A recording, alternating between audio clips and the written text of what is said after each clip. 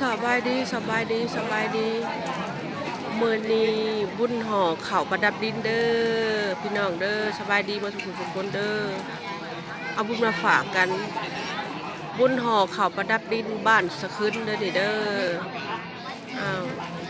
ให้อยู่ดีมีแฮงกันเด้อให้อยู่ดีมีแฮงกันเด้อไอ้อึ้งไอ้อึ้งไอ้อึ้งเดี๋ยวบุญหลายๆเดี๋ยวบุญหลายของเจ้าบอกเขาเจ้ามาเริ่มต่อแถวใหม่ตัวได้ใส่แล้วก็ตัดออกเอาให้มันถือคือเก่าๆเดี๋ยวบุญหลายๆเด้อเดี๋ยวบุญหลายๆเด้อ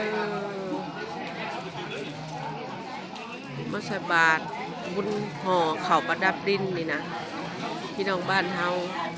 ได้บุญกับทุกคนได้บุญหลายๆได้บุญหลายๆห่อข้าวประดับดินห่อข้าวประดับดินสบายดีทุกท่านสบายดีทุกคนเอาบุญมาฝากเอาบุญมาฝาก